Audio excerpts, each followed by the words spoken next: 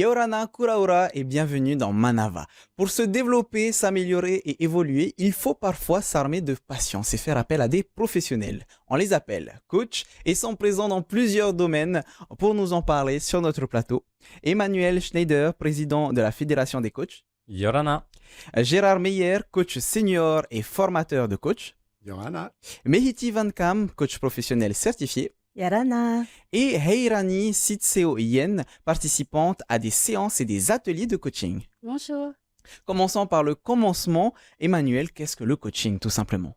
Alors, le coaching, c'est une approche d'accompagnement de l'individu ou d'équipe ou d'entreprise qui permet d'atteindre relativement rapidement des résultats de changement, de transformation.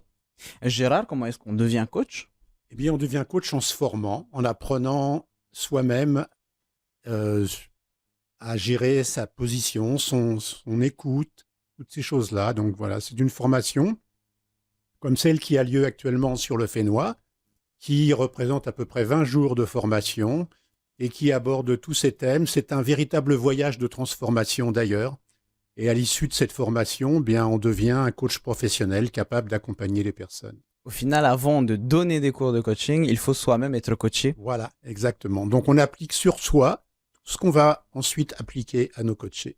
Mehiti, tu es devenu coach en 2021, c'est ça? Oui, 2021. En quoi le coaching est un outil de développement personnel? Alors en fait, ça nous amène à se développer personnellement et le coaching va utiliser des outils pour cela. Donc par exemple, comme la roue de la vie, comme la métaphore, on a plusieurs outils que l'on va utiliser. Parlons de ces outils justement. C'est quoi la roue de la vie? C'est quoi la métaphore? Alors, la roue de la vie, c'est en fait, souvent quand un coaché vient nous voir, c'est un peu le brouillard dans sa tête, il sait pas trop où il en est. Donc, on va utiliser cet outil pour un petit peu le situer et sur une échelle de 0 à 10, il va mesurer, par exemple, dans le domaine de son couple, de la famille, dans le domaine professionnel, dans le domaine des loisirs, etc. Et en fait, on va vite s'apercevoir que aussi dans le domaine professionnel, il a posé sur une échelle de 0 à 10, 3. Il y a peut-être des choses à faire dans ce domaine. Et donc là, on va les creuser en tant que coach, on va les creuser un petit peu plus, bien sûr, si le coaché veut travailler dans ce domaine-là. Donc en fait, ça permet de localiser les lacunes, si on peut dire ça comme ça? La problématique, on va dire. La problématique. Voilà. Et ensuite, tu nous as parlé de métaphore. Oui, de métaphore. Alors la métaphore, c'est très intéressant parce que ça nous permet d'accompagner le coaché en fait, de le détacher d'abord de son mental et de le sortir de son mental et vraiment d'aller en reconnexion, d'aller à l'intérieur de lui, parce que souvent c'est ça, c'est que nous sommes toujours à l'extérieur et alors que souvent, toutes les solutions sont à l'intérieur de nous. Donc la métaphore va vraiment nous amener à aller vers un changement en fait. Heirani, tu as été coaché. Comment ça s'est passé tes premières séances et surtout pourquoi tu as fait appel à ce coaching? Alors déjà, je dirais que ça fait 2 ans, ça passe très vite. Hein. J'ai rencontré une coach qui s'appelle Mimana, que je salue. On s'est rencontrés en 3 semaines, ça a été rapide. Hein. À un moment donné, je me disais, mais tu me suis ou je te suis? Et puis après, je suis allée vers elle. Donc on a discuté et elle m'a expliqué un peu ce que c'était. Et comme elle disait, Mehiti, je suis arrivée, on a tous des problématiques. Hein. Mais la mienne, à l'époque, c'était vraiment ce déséquilibre entre vie professionnelle et vie personnelle. Je sentais que ma carrière était, c'était même au-dessus de moi. J'avais plus de vie en fait. Hein, c'était que le travail. Je restais très tard au travail et tout ça, ça ramenait quand même beaucoup de frustration et je dirais peut-être que j'ai dû faire aussi un burn-out. Donc, pareil, j'ai connu la fédération. Je suis venue aux ateliers. Donc, j'ai commencé les ateliers, puis j'ai commencé le coaching aussi individuel. Ça m'a fait énormément de bien. Je continue parce que aussi il faut avoir un entretien, il faut maintenir tout ça et non, vraiment je le recommande. Avant de parler en détail des effets et des outils ou des approches qui peuvent y avoir dans le coaching, Emmanuel, quels sont les principaux objectifs de la fédération? Alors, la Fédération des coachs de Polynésie, son premier objectif, c'est de faire connaître le coaching et les différentes utilisations qu'on peut en faire. Donc, c'est à la fois pour l'individu, c'est aussi pour les entreprises, pour coaching de salariés, de managers, voire d'équipes. Il y a plein de déclinaisons possibles. Et la caractéristique, c'est quand même que c'est toujours assez concret et orienté vers les résultats. Donc, ça permet de tester, de constater l'efficacité. La fédération, elle a aussi pour vocation de professionnaliser et donc d'essayer de développer au maximum sur le fénois un coaching qui soit éthique et professionnel. Et pour ça, il y a un cadre déontologique, notamment, qu'on porte et qui permet aussi de faire la différence entre un coach professionnel, certifié, formé et qui a une posture juste et puis d'autres choses qu'on appelle coaching et qui n'en sont pas toujours. Tu nous parles de déontologie. Gérard, ça veut dire qu'il y a des règles éthiques ou morales dans le coaching? Oui, fondamentalement, c'est ce qui va justement nous guider, c'est ces règles. Ces règles, elles sont souvent définies par des fédérations, notamment celle de Polynésie, mais également par la grande fédération internationale de Polynésie à laquelle on est affilié, internationale qui est basée aux États-Unis, à laquelle on est affilié. Et c'est ces règles qui vont définir le respect, la confidentialité, un certain nombre de choses qui permettent aux coachés de se sentir dans un espace protégé. Donc le coach a des obligations en fait envers ses clients. Des obligations, tout à fait. Mehiti, comment se déroule concrètement une séance de coaching? Est-ce que j'arrive et directement on attaque le problème? Non, en fait, la première séance, ça va vraiment être une séance où on va beaucoup échanger, où on va créer ce lien de confiance avec le coaché, c'est très important. Donc, au début, on va beaucoup échanger et dans un deuxième temps, dans cet échange, ça va être de savoir quelles sont ses attentes, quelles sont ses demandes, est-ce qu'elle a déjà essayé des choses. Et après, dans un deuxième temps, on va poser le cadre. Donc, c'est tout ce qu'on disait précédemment par rapport à la déontologie, donc la confidentialité, et puis aussi combien va coûter la séance, combien de séances en général on propose, etc. Enfin, comment ça va se dérouler concrètement, quoi. Est-ce que c'est la même chose en fonction des personnes, en fonction des domaines? Est-ce qu'il y a vraiment un suivi type ou est-ce que le processus change au cas par cas? Alors, en fait, le coaching en lui-même, il est toujours le même. C'est-à-dire, c'est toujours par rapport à des attentes, à une demande, par rapport à une problématique. Après, ce qui va changer, ce sont les outils que nous allons utiliser pour pouvoir accompagner la personne à ce changement, à se transformer, à libérer cette problématique, en tout cas à conscientiser, parce qu'on ne peut pas changer quelque chose qui n'est pas mis en conscience. Donc nous, notre rôle va être de les accompagner dans à cette prise de conscience, en fait, par l'art du questionnement notamment. Heirani, est-ce que toi, tu as appréhendé tes séances? Je dirais que non, parce que déjà, naturellement, je suis quelqu'un de très curieuse, très ouverte, mais je voulais vraiment être à l'écoute, voilà. Qu'est-ce qu'ils allaient me proposer, comment ça allait se passer les séances. Et puis, toujours naturellement, mon corps, il le sent, il y a un langage qui parle. Et je dirais, ce qui m'a donné envie de continuer, c'est, comme on dit, voilà, on voit les effets bénéfices, voilà. Il y a un bienfait, et surtout, ton entourage le dit, en fait, l'exprime. Au début, tu es encore dans ce fameux travail, tu travailles sur toi et tout, sur tes problématiques, mais les autres, que ça soit au travail, ton chéri ou bien ta famille, ton entourage, ils te disent, waouh, on sent que tu as changé, qu'il y a quelque chose, voilà. Je dirais, le mot qui me vient, lumineux, tu vois. C'est vrai que maintenant, je me sens plus légère, plus moi-même, en fait. Emmanuel, comment est-ce qu'on réussit en tant que coach à obtenir de tels résultats? Est-ce qu'il y a des techniques spécifiques? Alors, oui, il y a des techniques, il y a surtout une posture. La différence entre le coaching et plein d'autres approches d'accompagnement, c'est une posture qui est assez puissante et elle commence par une forme d'écoute très particulière. Dans cette écoute, on part du principe, on a vraiment la conviction profonde que la personne qui est devant nous, on n'a pas besoin de chercher les solutions à sa place. On est juste là pour qu'elle arrive à écouter quelles sont ses aspirations profondes, vers quoi elle a envie d'aller et qu'elle trouve le chemin vers ses ressources et vers ses solutions. Donc ça, c'est déjà très puissant. Il y a aussi la bienveillance. La bienveillance, c'est fondamental. Il y a la souveraineté du coaché. Qu'est-ce que c'est? Eh bien, la souveraineté du coaché, ça veut dire que à aucun moment, le coach ne pense qu'il sait mieux que son coaché ce qui va être bon pour lui ou pour elle. Et donc, que ce soit sur le nombre de séances, sur comment la personne se sent dans son processus de changement ou qu'est-ce qui est juste comme changement à faire, c'est toujours le coaché qui va avoir l'information juste. Et nous, on est juste là pour le guider et lui permettre de trouver ses réponses en lui-même. Au final, est-ce que le coaching, ça ne remplace pas la psychologie, entre guillemets? Alors, en fait, ce sont des approches différentes qui peuvent être complémentaires très souvent, hein. Il y a même d'ailleurs des éléments, des psychoses ou d'autres affections psychologiques que le coaching ne traite pas ou alors il intervient en complément d'une psychothérapie. Mais dans le cadre de déontologie, il y a aussi les limites du coaching. Mais en tout cas, c'est vraiment complémentaire, on travaille différemment. Le coach ne fait pas de soins. Pour autant, il permet à la personne de faire des transformations qui peuvent lui permettre de se retrouver, de se reconnecter, d'être plus lumineuse. Donc, ça veut dire que maintenant, il y a d'autres chemins que la psychanalyse, la psychothérapie pour prendre soin de soi et s'épanouir.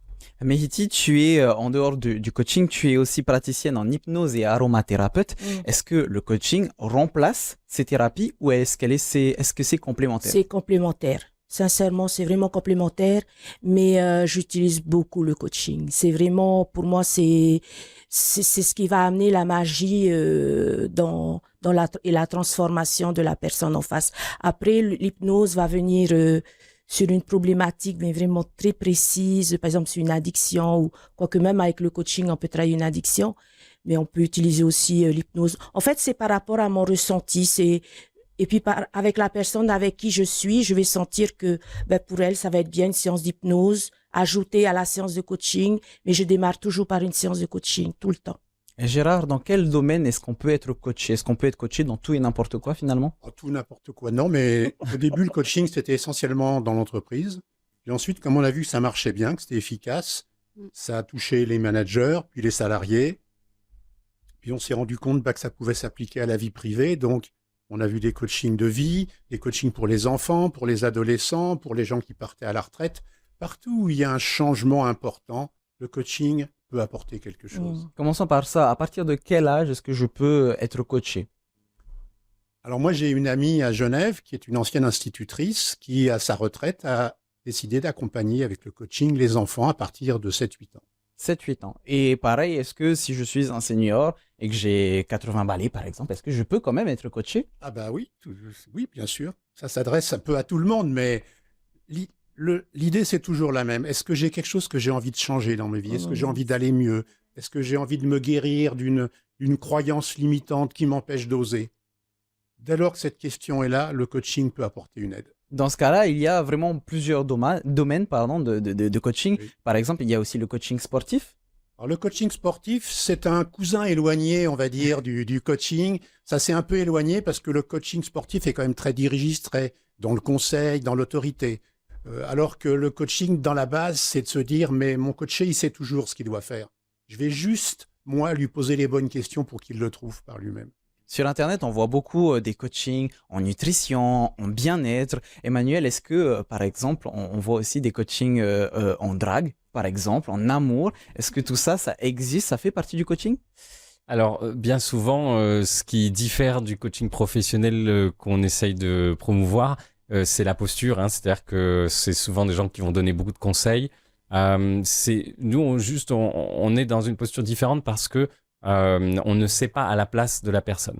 Mais après, en revanche, ça adresse les mêmes problématiques. C'est-à-dire que je vienne voir mon coach parce que j'ai un problème dans mon travail, je suis plus motivé, ou j'ai un souci dans mon couple parce que j'arrive pas à communiquer, ou avec mes enfants, ou peu importe la problématique. En réalité, le coach, qu'est-ce qu'il va faire? Il va forcément ramener la personne à aller trouver en elle quel mouvement intérieur va lui permettre de poser un autre regard, de le vivre mieux, voire de réajuster sa réalité à quelque chose qui lui correspond mieux. Donc ça veut dire que la problématique extérieure, c'est un peu un prétexte, mais que finalement, on va toujours revenir à quelles ressources l'individu a en lui ou en elle pour aller vers quelque chose qui soit plus épanouissant.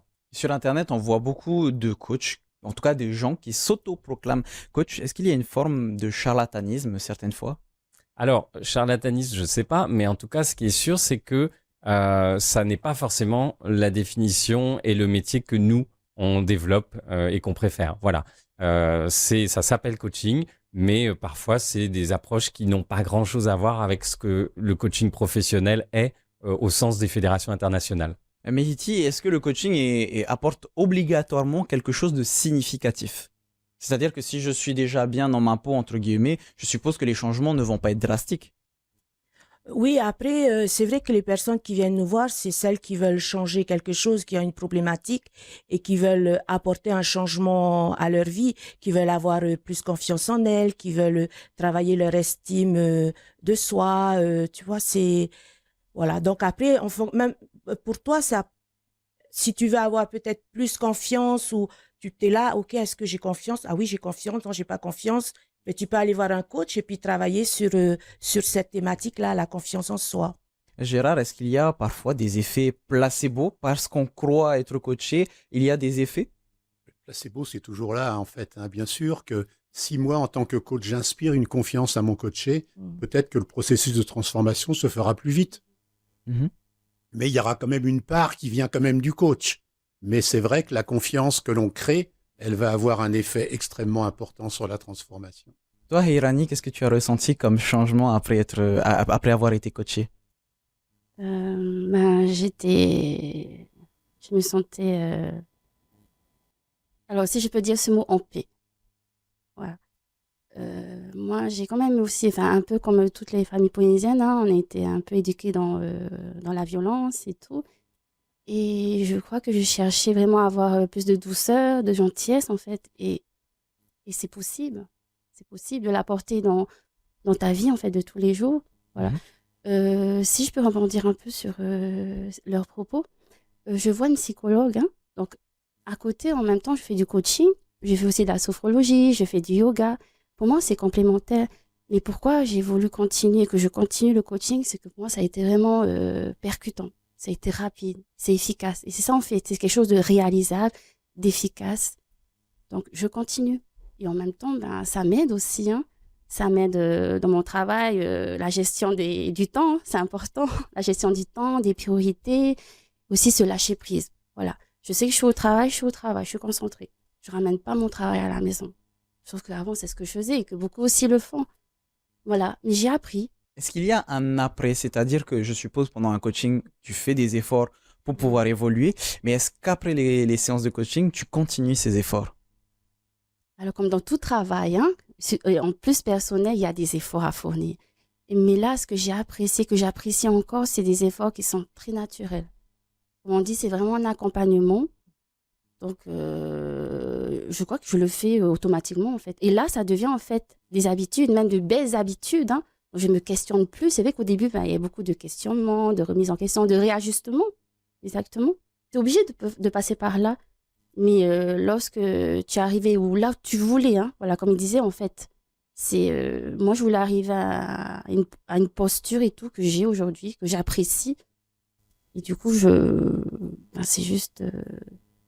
je le fais naturellement. Je crois que ça ne se voit même pas, hein. Dans le travail, voilà, quand je discute, voilà, cette écoute active et tout. Et ensuite, quand je dis que, en fait, qu'est-ce que tu fais à côté? J'ai dit, ben, je fais du coaching. Ah bon, waouh, ça a l'air de marcher. J'ai dit, bah, si vous le voyez, c'est que c'est vrai, ça marche. Emmanuel, il y a des coachings en groupe, des coachings individuels. Comment choisir ou comment est-ce que tu conseillerais, apparemment conseil, c'est pas le mot approprié dans le coaching, mais comment est-ce que tu orienterais les personnes vers en groupe ou individuel? Ah, effectivement, il y a plein de manières de voir si le coaching peut être l'outil dont j'ai besoin et si c'est le bon moment. Donc, par exemple, la Fédération des coachs de Polynésie, chaque mois, elle propose des ateliers mensuels qui sont ouverts à tous les publics. C'est déjà une manière éventuellement de venir voir, voilà, un petit peu comment ça vibre pour moi. Est-ce que ça peut m'apporter des réponses? Donc, il y en a beaucoup qui passent par un atelier avant de se dire, j'ai envie de tester un coaching individuel. Il y a aussi que quand on va sur le site de la fédération, par exemple, on peut regarder quels sont les coachs, on peut appeler, on peut discuter. Très souvent, il y a une discussion préalable et ça permet de sentir aussi, est-ce qu'on vibre, est-ce que ça me correspond, est-ce que je me sens en confiance avec la personne. Donc, il y a plein de manières de prendre le temps, de voir si on sent que ça peut aider. Et puis après, il faut faire le pas, il faut tester. Une séance, ça n'engage pas à grand-chose. Par contre, très souvent, la phrase qu'on entend le plus à la fin d'une première séance de coaching, c'est « Waouh, je m'attendais vraiment pas à ça ». C'est ça. Et bien ça, c'est que la magie a opéré. Voilà. Gérard, est-ce qu'ici en Polynésie, c'est compliqué de coacher le public? Ah non, c'est pas compliqué, au contraire, c'est l'inverse. C'est tellement plus simple. Mm. Les gens sont tellement plus simples, beaucoup moins perdus dans leur mental. C'est quoi la Donc- différence justement avec la métropole peut-être ou d'autres pays? Moi, je connais surtout la Suisse parce que c'est là que j'ai pratiqué le plus, mais c'est pareil en métropole, hein. On est très dans le mental en métropole et en Suisse.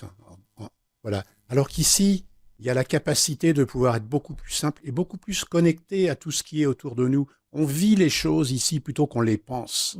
Alors qu'en métropole, on pense les choses, mais on les vit pas forcément. Donc, c'est un cadeau de coacher ici.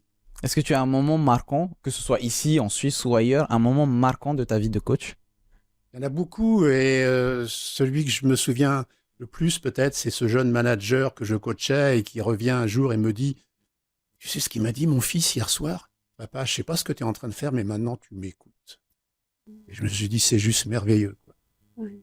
Emmanuel, bon, pas de conseils, visiblement, comment est-ce que tu orienterais les personnes vers une séance de coaching s'ils en ont besoin? Alors, sur la Polynésie, il y a le site de la fédération qui est coaching-polynésie.com, sur lequel ils peuvent retrouver le programme des ateliers, les coachs de la fédération qui garantissent un coaching éthique, professionnel, de qualité. Il y a aussi la page Facebook de la fédération, donc Fédération des coachs de Polynésie sur Facebook. Et là aussi, on transmet un certain nombre d'informations sur comment se former aussi au coaching, pour ceux que ça intéresserait, ou comment aller découvrir ce qu'est le coaching et voir s'il peut nous apporter plus de bien-être au quotidien. Et pour toi, Mehiti, un conseil pour ceux qui aimeraient devenir coach? Alors, pour ceux qui souhaiteraient devenir coach, vraiment, je vous recommande de vous rapprocher d'une école qui est certifiée par l'ICF ou d'autres organismes certifiants. Ainsi, vous serez sûr que ce qu'on va vous transmettre comme enseignement va être, comment dirais-je, va respecter la déontologie et vous êtes sûr que vous sortirez de là comme un coach certifié. Voilà.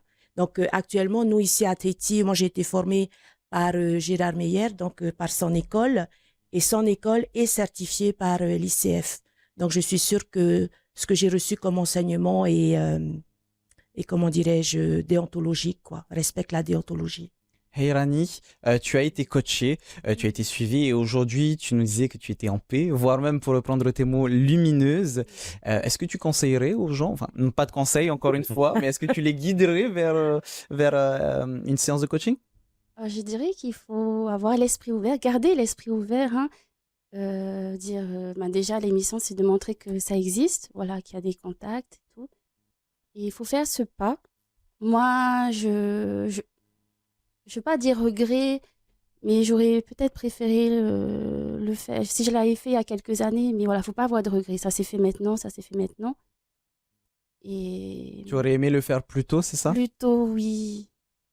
Mais comme on dit, voilà, il y a des choses qui doivent se passer, ça doit se réaliser. Et surtout, tu dois être prêt. Et là, j'étais vraiment prête. Voilà. C'est comme dit, il y a des efforts à fournir, il y a des choses qui sont agréables aussi, désagréables. Ça fait partie de la vie, hein. Voilà. Mais ça donne des résultats.